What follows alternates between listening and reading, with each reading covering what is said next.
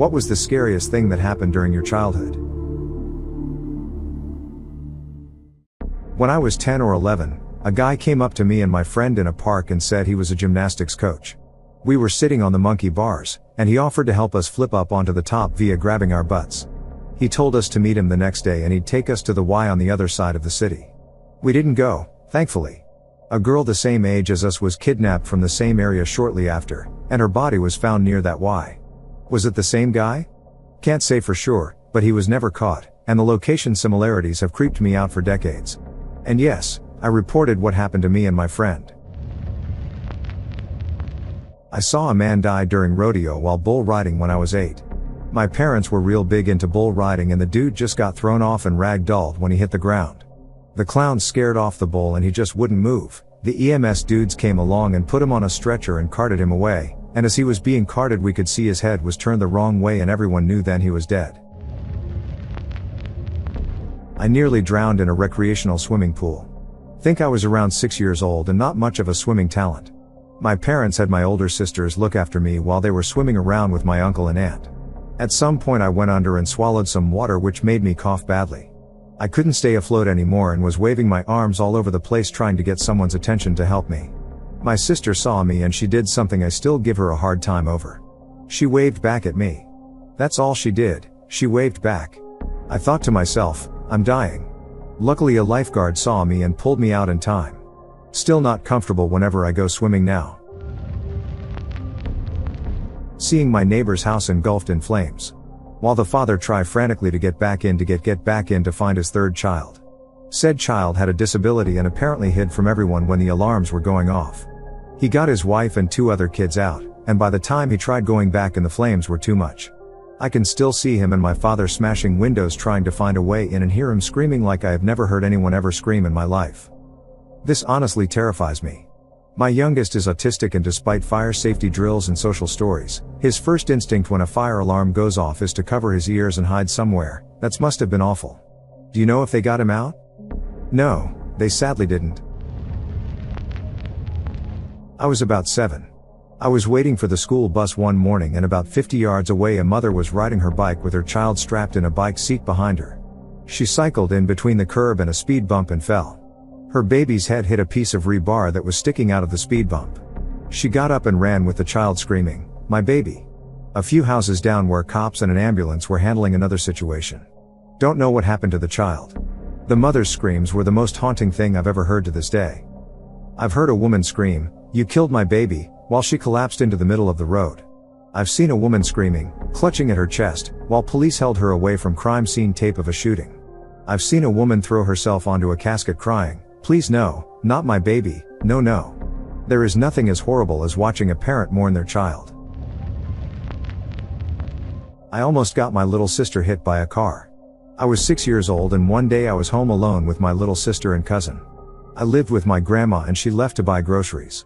Then our house phone rings. It was a relative saying he was on his way to our house, and he asked me to come outside and show him the way to our house. Being the dumb child I was, I went outside in the streets without closing our gate. My 3-year-old little sister followed me without me knowing. I never found the relative, and when I got home my grandma was home holding my little sister crying. Apparently a random guy saved my sister from getting killed en route. I got my ass whipped that day. It was honestly traumatic. The hillbilly neighbors tried to run me over with a truck. They thought it would be funny to hear me scream. I was 4 years old. Their dad was cop so nothing was done. Boys just having a lil fun. Fuckers, it's been 40 years and I still see that orange pickup in my nightmares. My mom had a crazy boyfriend that used to beat her until she couldn't speak clearly. One day they were arguing and she just wouldn't engage. He followed her around the house screaming at her and she just kept walking away calling him a fucking idiot and things like that. So, he walked into the kitchen and found a sharp knife and stomped into the bedroom where she was. He stuck his left arm in her face, raised the knife above his head and brought it down onto the thickest part of his forearm, cutting very deep all the way across. Just to get her attention. That was pretty scary to a 4th grader. Tell me he was arrested. I wish I could. She was with him off and on for at least 3 years and got booty calls for probably 2 to 3 more. I only remember him going to jail maybe once and not for long. Saw red popsicles in the road at the bus stop. When I got closer I realized it was a freshly run over cat with its bones sticking out. Oh my goodness. 6-year-old me was traumatized. My dad has some serious anger issues, so my entire childhood was pretty terrifying. One event always sticks out though. My sister and I were on summer break. We were supposed to be cleaning the house. We hadn't finished by the time my dad got home from work, so he lost it. He's screaming, kicking and throwing shit around. My sister got so worked up she threw up, so he's screaming at us to clean it up. After he ended up locking us in our room for the weekend. We ended up peeing in an old ice cream bucket that we kept Barbie clothes in because whenever we'd ask to come out for any reason, we'd get screamed at some more. Fuck, that is horrible. I hope you and your sister are safe now. Yeah, we're good. We moved out when we were like 13 and 14. My youngest sibling's mom was the only one that wouldn't put up with his shit and would call the cops on him, so he was put in court-ordered anger management a few times, which I think helped a little. Saw a decapitated body of an obese man in an open drain on my way to school. Large group of people were there, blood was everywhere. Turns out the dude owed money to gangsters. I was 8 years old. What the fuck? Poor guy, yeesh. That must have been so traumatic as a kid. Did you tell your family about it? Yeah, but I was raised in a third world country. It did give me nightmares, but my reaction was kinda like the kids in Stand By Me. Mexico? Indonesia. Someone once tried to kidnap me and a friend at our brother's baseball game. We wandered off on our own for a while, when this guy came out of nowhere and tried to get us to come with him, and after multiple refusals from us, lunged at us and tried to grab us. How did nobody notice this? And how did you get away? There were no parents where we wandered off to. We just ran away. There was just enough distance between us and him that we had time to react and get away. Yeesh, what the fuck? Hopefully he got the justice he deserved. This was 20 years ago, but I'm pretty sure we never told anyone about it. Oops. We were moving, had our house packed up and we were driving cross country. We pulled into a gas station and I decided to stay in the truck because we hadn't been on the road long and I had video game magazines to read. Someone else pulled into the gas station, pumped his gas and ran into the store and tossed money on the counter for the cashier. He came back out, in a bit of a rush, and left the hose in his truck when he drove off. This caused a phenomena known as, holy shit, everything is on fire. My mom started trying to rip me out of the seat, but I was buckled in and then she also realized, fuck, a lot of our stuff is in this truck. So she changed strategies. She jumped into the car so fast that she had a bruise on her knee for the next week from the shifter, and took us off down the road, somewhat ironically leaving my brother at the now really super on fire gas station. But she got me to safety while my aunts got my brother out of there. From my perspective, I finally got a minute to myself, heard a tunk flume, and then a 100-pound woman was screaming at me and trying to dislocate my shoulder, and then we were doing 60 miles an hour with a much ghostier version of that same woman driving the vehicle.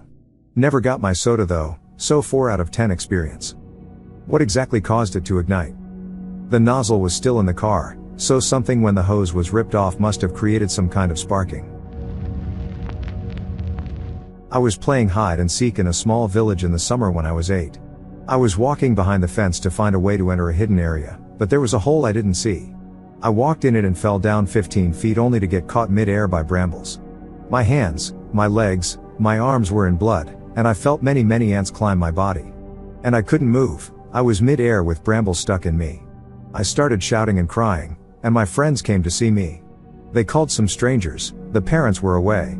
At some point, an old man slipped and fell down right next to me. He was a lot taller so he could touch the ground, and he was dressed properly to not get hurt. He held me up and got me out of all that mess. We finally found a way out, after 30 minutes of being stuck for me. I had dark blood pouring down, covering my legs and my arms. It looked like something out of a movie. That's the scariest thing that happened to me as a child. I still have scars nowadays. God, glad you got out of it without serious injuries. Must have been so terrible being stuck and injured like that for so long. Thank God for the stranger and friends though. At least, it was decided that I had won the hide and seek. My brother and I pretty much grew up in the small Southern California rodeo circuits. Junior band high school. I only remember a couple bad incidents for junior rodeo. But my brother decided one year to try bareback bronc riding. His first event he was doing okay. Then the horse did a weird buck that caused him to lose his grip and slid up towards the hind end. He started to come down just as the horse was kicking up again and ended up getting kicked in the head and chest. They had to life flight him to the nearby hospital, and he was fighting so much they had to restrain him to the gurney. He could have died. But he's like a cat with 9 lives. He ended up with a pretty bad concussion, permanently deaf in one ear, and had a badly broken jaw, but he lived. I remember when he came home from the hospital he was still pissed because they cut his vest off him instead of undoing the Velcro because it was expensive. My mom and I got T-boned by a car doing about 80 miles per hour. I remember looking past her and saying, "Mom, watch out," because I saw the headlights a few feet away. Pretty much hit her door in a Ford Ranger. It really was in slow motion. Smoke was pouring from the radio, then I was looking at the sky, the ground, the sky, the ground. Managed to stop on the wheels, so I said, "Mom, are you alright?" She said I needed to get out, so I did. Then she climbed out behind me because her door wouldn't open. Her arm was covered in road rash and she had a concussion. I didn't even have a bruise. A passerby took a picture of our tailgate stuck in a tree a few hundred yards away. The other driver turned out to be a pretty notorious pill seeker looking for a way to get a fix, and tried blaming us for the wreck. I'm really glad that you guys were all right and nothing serious happened. But I didn't quite understand what pill seeker and looking to get a fix meant.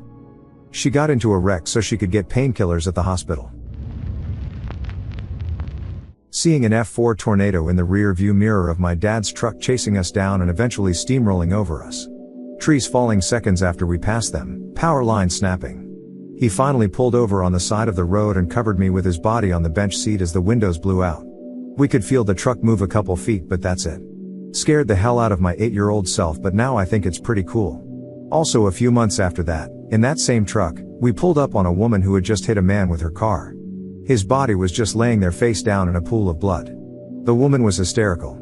That was my first encounter with death. My stepfather drove me into some secluded woods with a chainsaw, axe, trash bags, and gloves in the trunk and told me the only reason he wasn't killing me then and there was because my mom asked him to wait 2 weeks. Then he essentially said if my dad got custody he would kill us all, took me to McDonald's, then took me to school late.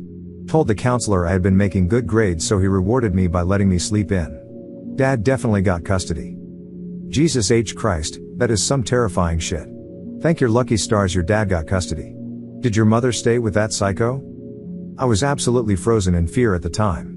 She is still with him, which is the solitary reason I have no relationship with her. I don't think I could ever understand why they continued to stay with the person who threatened to dismember my child. I hope you are happy and safe. She claims she had no idea, and that he was lying, but still. How do you stay with someone who says that to your kid? Is it possible she thought he would do the same to her? And now it's been so long she's terrified of leaving and being alone? I question that often. She is a very timid, spineless, codependent woman. I don't think she thought she had another option. I think she has resigned herself to her reality. I think she feels trapped and guilty. I imagine she goes through hell on a daily basis.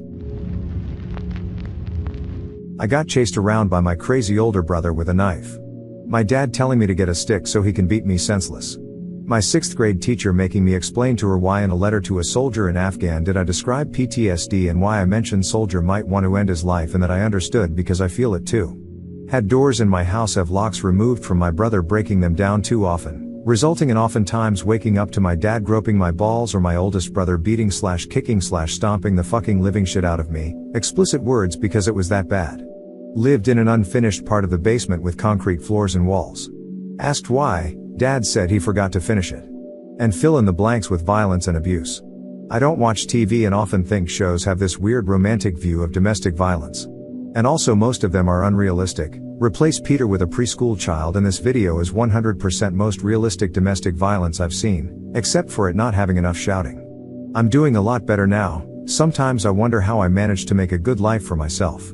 But I also did cut off almost all contacts with my family. Geez, these are all so horrible. I hope it improved as time went on, or at least you managed to get away from all of it eventually. People say they want to help kids that go through hardship, but the exact same people ridiculed me. People don't realize that these things are not only a part of people with fucked up lives, it is their only life. While I taught myself to be normal and fit in, deep down, everything is so strange, like how I came out of a cave.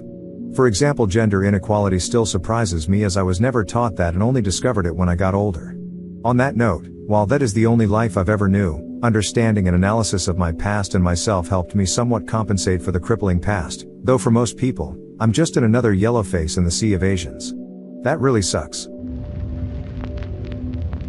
When I was 5 or 6, my father's new Cadillac was stolen from in front of our home in Pennsylvania. He saw the thief take it through our front window and, as there was no one else at home but me, grabbed me up and ran to my mother's station wagon to give chase. This was 1963, so cell phones weren't yet in the picture. My dad chased the thief about 15 miles into the next small town and passed him and then cut him off and pulled him over.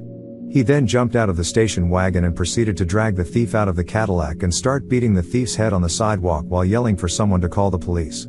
The police came about 10 minutes later and took the thief away. I duplicated this escapade some 40 years later in Maryland after my wife's Honda Civic was stolen and I saw the thief driving in the car about 2 weeks later. I chased him for a few miles while on my cell phone with the Maryland State Police. The state police immediately dispatched a half-dozen cruisers while I guided them to our location. They cut the thief off at a stoplight while I watched from my car immediately behind the stolen car. The state police swarmed the thief, pulled him from the car and threw him to the ground and cuffed him and dragged him away. It looked like an episode of Cops. I then followed the state police to their barracks, filled out a report, and drove my wife's car home. While not quite as violent as my father's escapade, but the effect was the same. Car recovered. Thief in jail.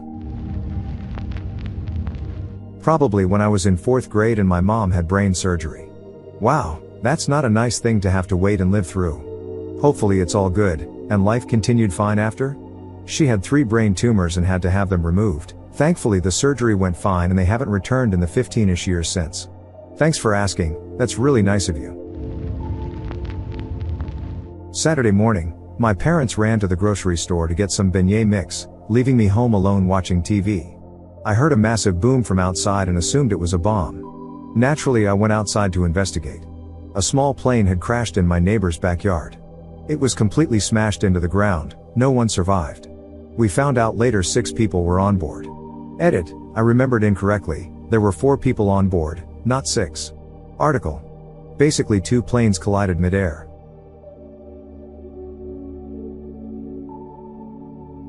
Saw my mom throw kitchen knives at my dad. Rough times lol. I suppose in hindsight, besides all the shitty, and sometimes violent, fighting my parents got into with each other, was a couple of incidences at school. We had an assembly held twice because an old man kept trying to get the kids to climb over the fence and go away with him. The fence was only waist height on an adult, so not exactly safe. I never saw him myself, but I think he was offering to take them back to his place and was offering them candy or something. My memory is a bit hazy. At the time you think, oh that's right, they taught us about stranger danger. Then I grew up and learned what grape and molestation was. Yep, fucking scary. Stepdad nearly killed me. I was playing video games when he and my sister were roughhousing. I asked him to stop, so he does the rational thing and pins me down on the couch, and proceeds to squeeze my throat so goddamn hard I open my mouth for a breath and just hear a terrifyingly loud rasping sound. No air, a lot of commotion was happening, and just before blacking out he let go. He tosses me aside and walks away towards the back door where my family fled. Now, he wasn't a small man. In fact, I remember seeing his hairline scrape the ceiling of our kitchen. It was dropped lower than the rest of the house, but still, his head is touching a ceiling. He squeezed my throat so hard I couldn't stand up. Barely had enough energy and air in my lungs to crawl away. I don't forget that day, I never will. I don't sign into my account at work, but I wanted to make an exception for this. Walking home from school in 3rd grade, an older kid dared us younger kids to climb a utility pole using those handle things on the side of the pole. A classmate took the dare, the older kid boosted him up to the climbing handle things and my classmate climbed the pole. When he got to the top, he grabbed something and was immediately electrocuted and fell to our feet dead and smoking from the electrocution. Holy shit, that's insane. How old were you? 3rd grade, 8 or 9 years old. I'm not doubting this, depending on what country you're from, but in the US it's highly unlikely that this happened recently, unless this happened decades ago. They're called Bell steps, named after the telephone company Bell. I climb them all the time. They don't go as high as power lines. Furthermore, power lines that go from the pole to a house have a rubber encasing on them to prevent electrocution. Those Bell steps don't reach power lines because linemen use gaffs or a boom truck to work on power lines, and the distance between telco/cable strands, on most poles, is like 4 to 5 feet. 1968. Okay, I believe it completely. Me and my friend used to explore the property adjacent to our properties. Our favorite time to explore was winter when we could see all sorts of animal tracks. When I was 10 and my friend was 9, we were exploring somewhere we'd never been before. There was quite a bit of snow on the ground and my friend fell into a lake that had a thin layer of ice with a little bit of snow covering it. I barely got him out, and since this was pre-cell phone days, I ran the mile back home to grab an adult. We got him airlifted out of the woods, but he almost died of hypothermia, and it scared me so much we never went out into the woods unless it was summer. During the winter we made sure to not stray too far unless we had our dads with us. Are you guys still good friends to this day? Sadly no. I moved around quite a bit in my teens/early 20s. I haven't talked to him in years. Saw a woman have a severe mental breakdown at a grocery store when I was 4 or 5. We were doing our routine shopping at the usual Randall's, HTX here, and I heard the most nightmarish, shrill, shrieking sound emanating from the pharmacy area in the corner of the store. This lady was banging on the locked pharmacy door, screaming incessantly, collapsing to her knees in desperation. Her little son and, presumably, husband stood there, half dumbfounded, tentatively trying to apprehend her. I remember the pharmacy people going on full lockdown and the store going dead quiet while she fell to her knees against the wall, weeping and pleading. She looked like death. Looking back, I feel terrible about it. One of the saddest things I've ever seen. I say it's terrifying because it was just so shockingly upsetting to see another human being in that much pain. My dad was working in Colombia and we went to visit him. We were walking down a road and this man on a motorcycle grabbed onto my mom's necklace and just kept driving. 4-year-old me was very scared of motorcycles for a very long time. Everyone was okay, and when the necklace didn't break immediately he stopped and my dad fought him off my mom. Eventually all the commotion caused people to get out their houses and the man drove off. The scariest thing that happened to me, I don't really remember happening, but just what my family has told me. I was born in Mexico, and when I was a baby, my parents got caught up in a pyramid scheme that completely ruined them financially. There was a lady got involved because she saw at first my mom was making money. After everything went down, she blamed my mom for everything and became obsessed. She would show up at places where we would go and would leave threatening notes at our house. My parents were scared that she might try to do something to hurt me, so they decided to move to the US and get away from her and a fresh start at a better life for me. It's so crazy for me to think that if it wasn't for this crazy lady, my life could have been so different. I mean, I was a pretty ballsy child and I was not easily scared, but one thing has stuck with me even over the years. I saw a young man on a bicycle being hit by a car, when I was maybe 7 or so. It really sort of happened almost in slow motion, or at least in my memory. He smashed against the windshield, then kind of slid off, and collapsed as a rag doll. I never knew if he survived. To this day, as an adult who drives, I'm really careful about watching cyclists. 5th grade. I was the shit. Academics, sports popularity, etc. all. New guy comes in, he is cool. We become friends. Slowly he displaces me from everything. My crush, who would spend all the time with me usually, changed places and would hang around with him. My world was falling apart. I wished all the plagues upon him. Then one day we were out on a field trip. This guy was standing facing a wall and looking at a poster. A bus was backing up and crushed him between the wall and the bus.